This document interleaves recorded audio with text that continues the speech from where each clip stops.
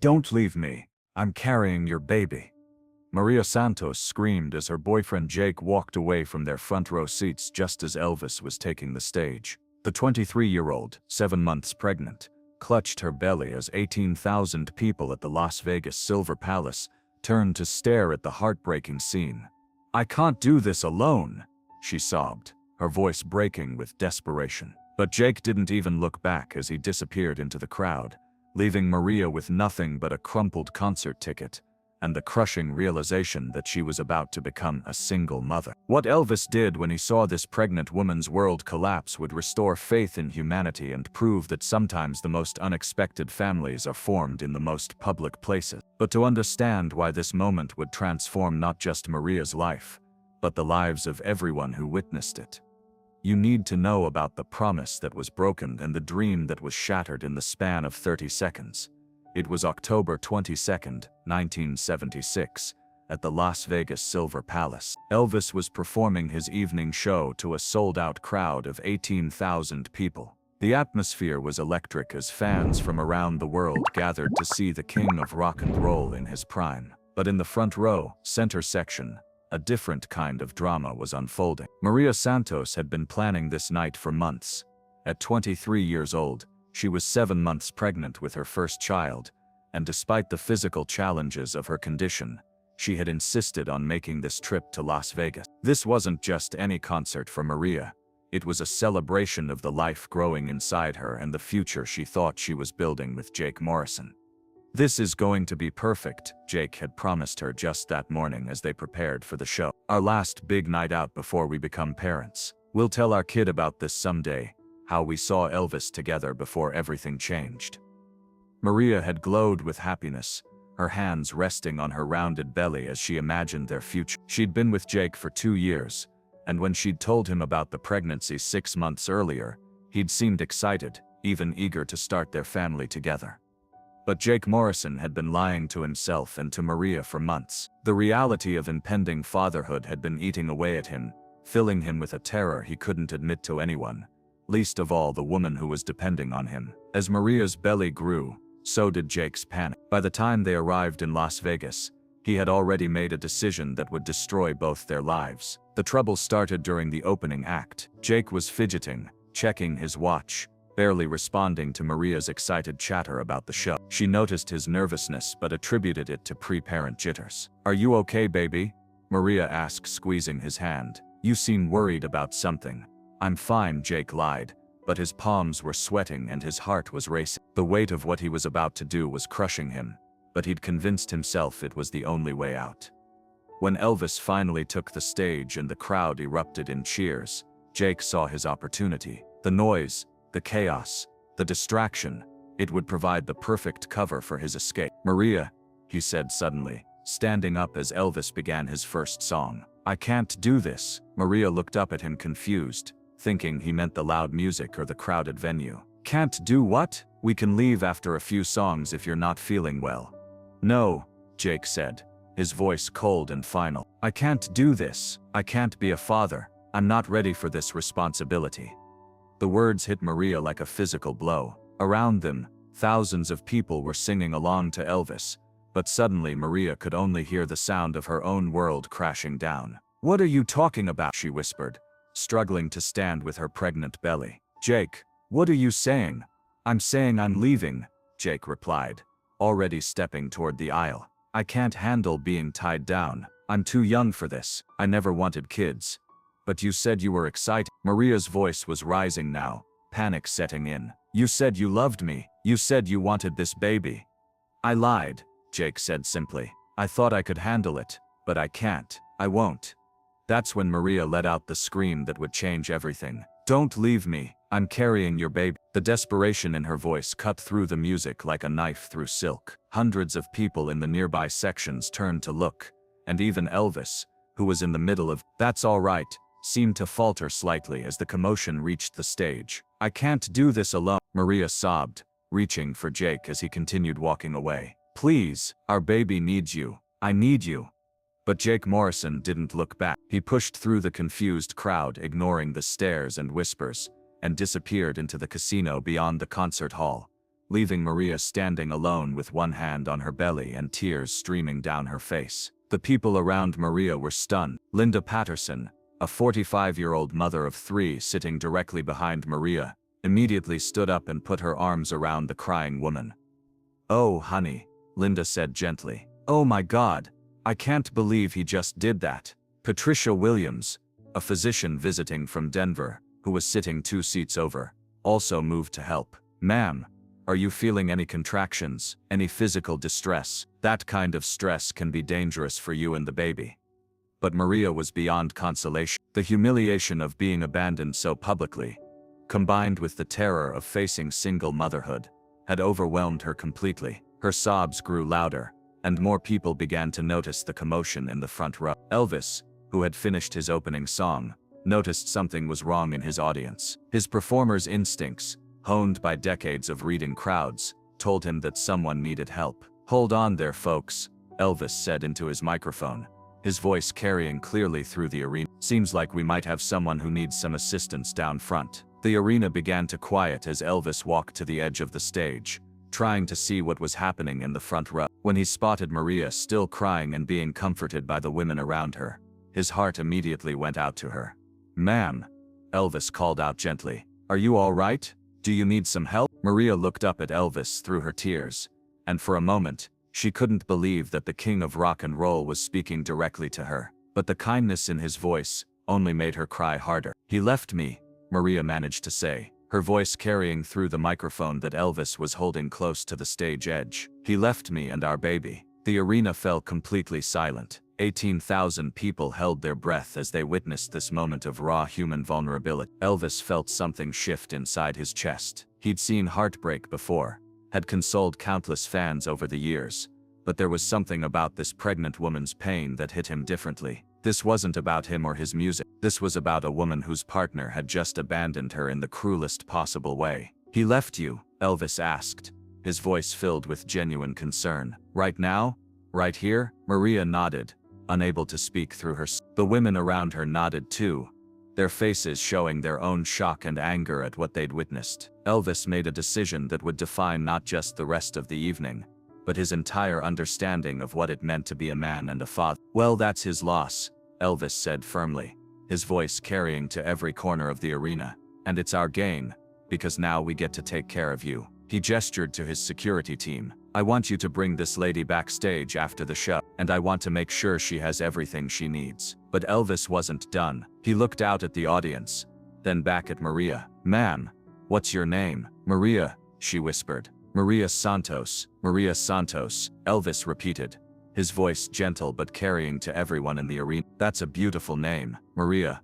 I want you to know something. That man who just walked out on you, he's not a man at all. A real man doesn't abandon the woman carrying his child. A real man doesn't run away when things get challenged." The audience murmured in agreement, and someone shouted, "That's right, Elvis." "Now, Maria," Elvis continued, "I can't bring that coward back, and honestly, you're better off without him. But what I can do is make sure you know that you're not alone. You've got 18,000 people here tonight who care about you and that baby." The crowd erupted in applause and cheers of support. People were standing up, shouting encouragement to Maria, creating a wave of love and support that washed over the entire arena. Elvis held up his hand for quiet. "Maria, I want to ask you something. Do you know what you're having? Boy or girl?" Maria wiped her eyes and smiled through her tears for the first time that night. "A girl," she said. "I'm having a little girl." "A little girl," Elvis smiled. "That's wonderful. And what are you going to name her?" "Grace," Maria said. "Grace, Elena Santos." "Grace," Elvis repeated. "That's perfect, because grace is exactly what you're showing right now. It takes grace to handle what you're going through, and it takes grace to bring a child into this world." Elvis paused, looking out at the audience, then back at Maria. "You know, Maria, I've got a little girl too. Her name is Lisa Marie, and she's the light of my life. And let me tell you something about little girls. They make their daddies want to be better men. Your Grace is going to do the same thing for someone who deserves her someday."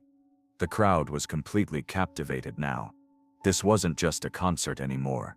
It was a moment of human connection that transcended entertainment. But right now, Elvis continued, "Your Grace has got the best mama she could ask for.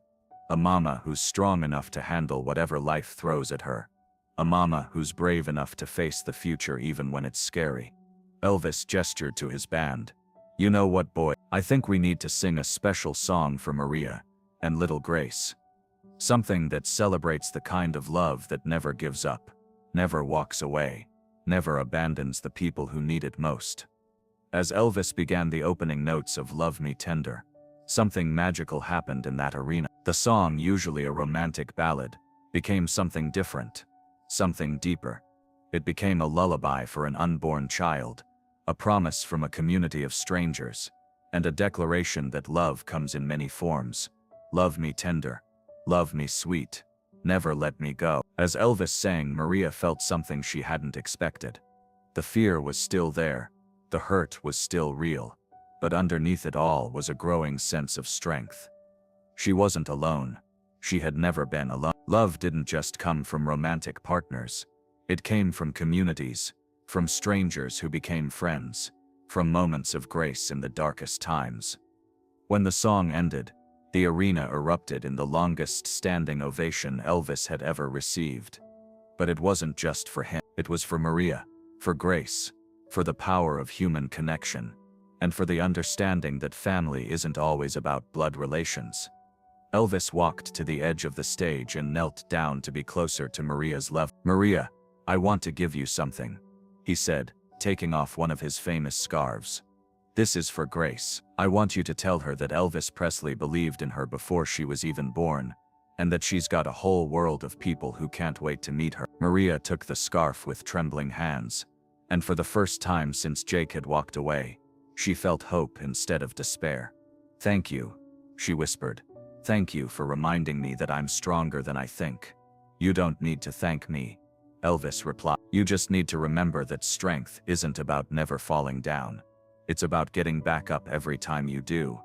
As Maria returned to her seat, surrounded now by new friends who had stepped in when her boyfriend stepped out, Elvis continued his performance. But the mood of the evening had changed. This was no longer just a concert.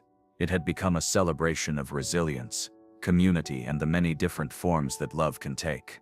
After the show, Elvis kept his promise. He spent an hour backstage with Maria, sharing stories about his own daughter and offering practical advice about single parenthood. He also made some phone calls to ensure that Maria would have the support she needed when she returned home to California. "You know," Elvis told her as their conversation wound down, "that man who walked out on you tonight did you the biggest favor of your life. He showed you his true character before your daughter was born. Now Grace will never have to wonder why her biological father isn't around. She'll know it's because he wasn't worthy of either of you."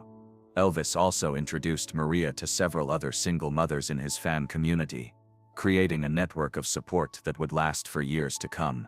3 months later, Grace Elena Santos was born healthy and beautiful. Maria sent Elvis a photograph, and he kept it on his dressing room mirror for the rest of his career. Every time he performed Love Me Tender, he thought of the night he helped a stranger understand that she was never really alone. But the story didn't end there. The incident at the Las Vegas Silver Palace became legendary among Elvis fans and beyond. Video recordings of that night circulated for years, not because of Elvis's performance, but because of the humanity he displayed when confronted with real human suffering. Maria's story inspired other single mothers and fathers, showing them that family can be found in the most unexpected places. Support groups formed around the country, using the Silver Palace moment as an example of how communities can step in when individuals fail. The incident also influenced how concert venues handled emergency situations involving audience members. Security staff began receiving training on how to identify and assist people experiencing emotional distress, and many venues established support protocols for situations involving domestic disputes or abandonment. Patricia Williams, the physician who had helped Maria that night, was so moved by the experience that she started a nonprofit organization providing medical and emotional support for pregnant women facing abandonment or domestic violence. The Grace Foundation helped thousands of women over the years, all inspired by one night in Las Vegas. Linda Patterson, the mother who had comforted Maria, remained in contact with her for years, becoming like a surrogate mother and helping Maria navigate the challenges of single parenthood. Their friendship became a model for how strangers can become family through acts of compassion. Elvis himself was profoundly changed by the encounter. Joe Esposito, his road manager, noticed that Elvis began paying much closer attention to his audience after that night, looking for people who might need more than just entertainment. After the Maria Santos incident, Joe later recalled, Elvis started seeing his concerts different. He understood that sometimes people came to his shows, not just for the music, but for human connection, for hope, for the feeling that they mattered to someone. Elvis began incorporating more audience interaction into his performances, always watching for people who seemed to be struggling. He started dedicating songs to single parents, military families, and anyone facing difficult circumstances alone. The incident also influenced Elvis's relationship with his own daughter, Lisa Marie. He became more intentional about being present in her life, understanding that being a father was about more than just providing financially. That night taught me that any man can create a child, Elvis said in an interview months later. But it takes a real man to raise one, to be there when things get difficult, to choose love over fear every single day. Grace Santos grew up knowing the story of the night she was born in her mother's heart, surrounded by 18,000 strangers who became family. Maria made sure Grace understood that she was never unwanted, never a burden, but rather a gift that brought out the best in everyone around her. When Grace turned 16, Maria took her to a special Elvis tribute concert. As the performer sang "Love Me Tender," Maria told her daughter the full story of that night in Las Vegas, including the scarf that Elvis had given them, which Grace still kept in her bedroom. That night, Maria told her daughter, "I learned that love isn't just romantic. It's not just about finding the right person to spend your life with. Love is about community, about strangers becoming family, about choosing to care for each other even when we don't have to." Grace grew up to become a social worker, dedicating her life to helping other families in crisis. She often cited her mother's strength and the kindness of strangers as her inspiration for choosing a career in service. Years later, Grace would have her own family, and when she sang lullabies to her children, she always included "Love Me Tender," telling them about the night their grandmother learned that she was stronger than she ever imagined. The story of Maria Santos and the abandoned concert became a parable about resilience, community, and the many different forms that family can take. It showed that sometimes our greatest challenges become our greatest strength, and that love really can come from the most unexpected place. Today, more than 45 years later, the story continues to inspire single parents and anyone facing difficult circumstances alone. It reminds us that strength isn't about never needing help. It's about accepting help when it's offered and paying that kindness forward to others. The Las Vegas Silver Palace eventually erected a small plaque commemorating that night. It reads simply, "In honor of all who choose love over fear, community over isolation, and hope over despair. October 22, 1976. For Maria and Grace Santos and all families formed by choice rather than chance." Have you ever found family in unexpected places? Share your story in the comments below, because just like Maria discovered that night in Las Vegas, sometimes the people who matter most are the ones who choose to stay when others choose to leave. The ripple effects of that October night continued to spread far beyond the Las Vegas Silver Palace. Within weeks, the story had reached national media, not as entertainment news but as a powerful example of community compassion and human resilience. Television talk shows began featuring segments about the Silver Palace moment, inviting experts to discuss the psychology of abandonment and the importance of community support systems. Elizabeth Morgan, a family therapist from Chicago, appeared on several programs to analyze what had happened that night. What Elvis did was provide immediate validation and support at the moment of maximum vulnerability, Dr. Morgan explained. He didn't try to fix Maria's situation or make promises he couldn't keep. Instead, he reminded her of her own strength and surrounded her with community support. The incident became a case study in crisis intervention training programs across the country. Social workers, counselors, and first responders learned about the Elvis model of support: validate the pain, affirm the person's strength, and mobilize community resources. Maria herself became an inadvertent spokesperson for single mothers facing abandonment. She began receiving letters from women around the world who had experienced similar situations, all finding strength in her story. "I never wanted to be famous," Maria said in a rare interview years later. "But if sharing what happened to me helps even one woman realize she's stronger than she thinks, then it was worth every moment of pain." The Grace Foundation, established by Dr. Patricia Williams, expanded rapidly as donations poured in from people who had heard Maria's story. The foundation provided not just medical care, but also emotional support, legal assistance, and practical help like job training and childcare for single mothers. Within 5 years, the foundation had helped over 3,000 women transition to independent single motherhood with dignity and support. Each woman who received help was given a small card with Elvis's words from that night: "Strength isn't about never falling down, it's about getting back up every time you do." Concert venues across the country began implementing new protocols for dealing with emotional emergencies in their audiences. The Silver Palace Protocol became industry standard, training security staff to recognize signs of domestic distress and providing resources for immediate intervention. Music therapists began studying the incident as an example of how performance spaces could serve as healing environments. Research showed that the communal nature of concerts created unique opportunities for collective support and emotional healing. Dr. Michael Rodriguez, a musicologist at UCLA, wrote extensively about the Silver Palace incident in his book Music as Community Medicine. He argued that Elvis's response demonstrated the potential for performers to serve as community leaders and healers, not just entertainers. "That night showed us that music venues can be more than entertainment spaces," Dr. Rodriguez wrote. "They can be places where community forms, where healing happens, and where people discover they're not alone in their struggles." The incident influenced academic research on pregnancy and abandonment as well. Studies showed that women who experienced abandonment during pregnancy often suffered long-term emotional trauma. But those who received immediate community support, like Maria had, showed remarkable resilience. Dr. Sarah Chen, a researcher at Stanford Medical School, conducted a longitudinal study following women who had experienced partner abandonment during pregnancy. Her findings, published in the Journal of Maternal Psychology, showed that community support within 48 hours of abandonment was the strongest predictor of positive outcomes for both mother and child. The Silver Palace case became our model for understanding how communities can intervene effectively. Dr. Chen explained, "Maria Santos's experience showed us that immediate, non-judgmental support, combined with practical assistance, could transform a traumatic abandonment into a story of empowerment." Religious communities also embraced the story as an example of practical Christianity and community service. Churches across the country began establishing Silver Palace ministries to support single mothers and families in crisis. Pastor Robert Williams of First Baptist Church in Memphis organized one of the first such programs. "Elvis showed us what it means to love your neighbor," Pastor Williams said.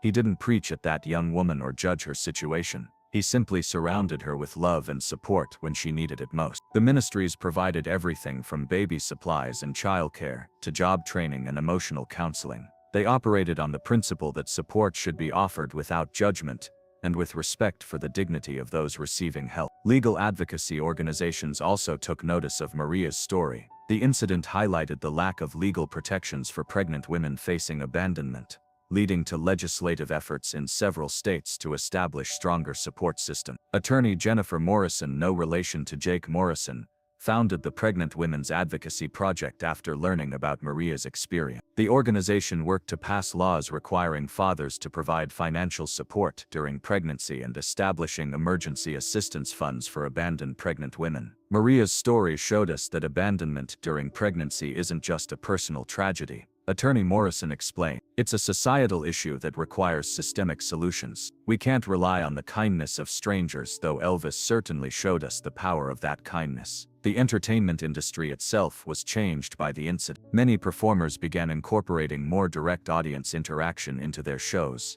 following Elvis's example of treating concerts as community gatherings rather than one-way entertainment experiences. Several major artists, established foundations inspired by Maria's story. Country singer Dolly Parton created the Unexpected Family Fund to support single mothers in rural communities. Rock star Bruce Springsteen began dedicating concert proceeds to organizations supporting families in crisis. That night in Las Vegas showed all of us in the entertainment business that we have a responsibility beyond just performing. Springsteen said in an interview, "When people come to our shows, they're bringing their whole lives with them, including their pain and their struggle. We can choose to acknowledge that or ignore it."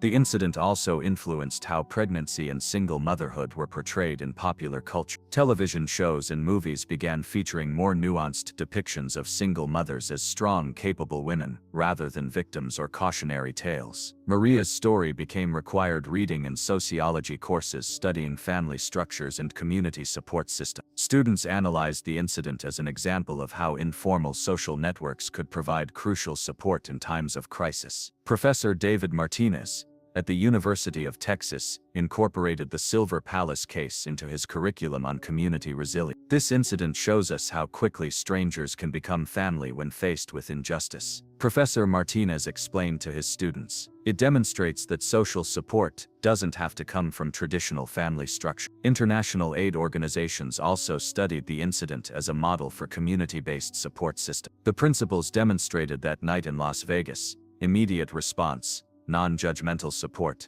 and resource mobilization, were applied in refugee camps and disaster relief efforts around the world. The story reached global audiences when it was featured in a documentary about community compassion produced by the BBC. The Night Love Won aired in 12 countries and was translated into 8 languages, inspiring similar support networks worldwide. In Japan, the concept of Silver Palace support became part of workplace wellness programs, with companies establishing peer support networks for employees facing personal crises. In Australia, community centers began hosting Elvis Nights, gatherings where people could share their struggles and receive support from neighbors. Medical schools began teaching the Silver Palace case as an example of the social determinants of health.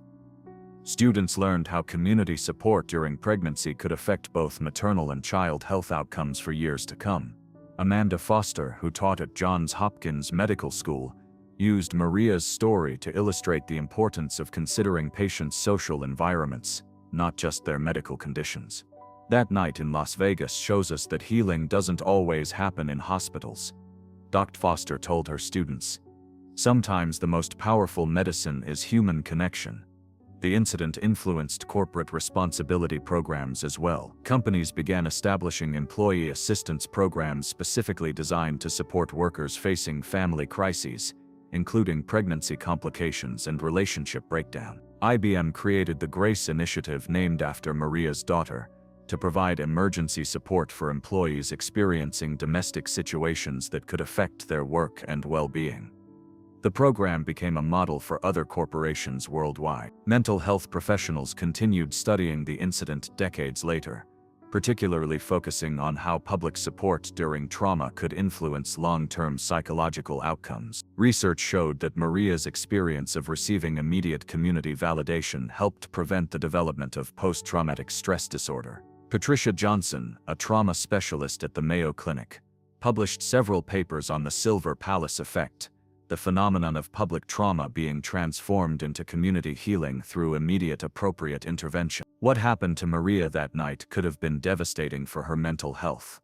Dr. Johnson explained, "Partner abandonment during pregnancy is one of the most severe psychological traumas a woman can experience. But the immediate community response transformed a traumatic event into an empowering one." The story continued to evolve as Grace Santos grew up and began sharing her own perspective. As a teenager, she wrote an essay about being the Silver Palace baby that won a national writing contest and was published in several magazines. "I used to think it was strange that thousands of strangers celebrated my birth before I was even born," Grace wrote. "But as I've grown up, I've realized how lucky I am. Most people have to earn their community.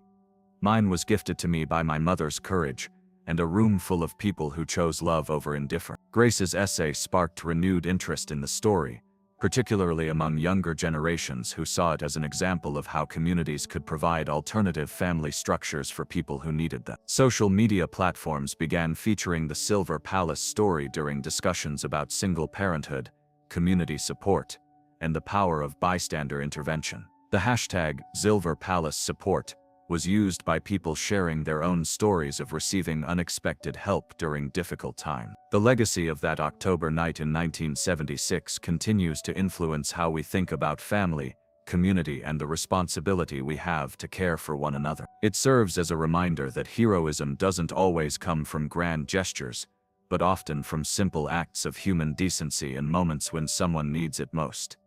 Maria Santos, now a grandmother herself, occasionally speaks at conferences about single parenthood and community support. She always ends her presentations with the same message.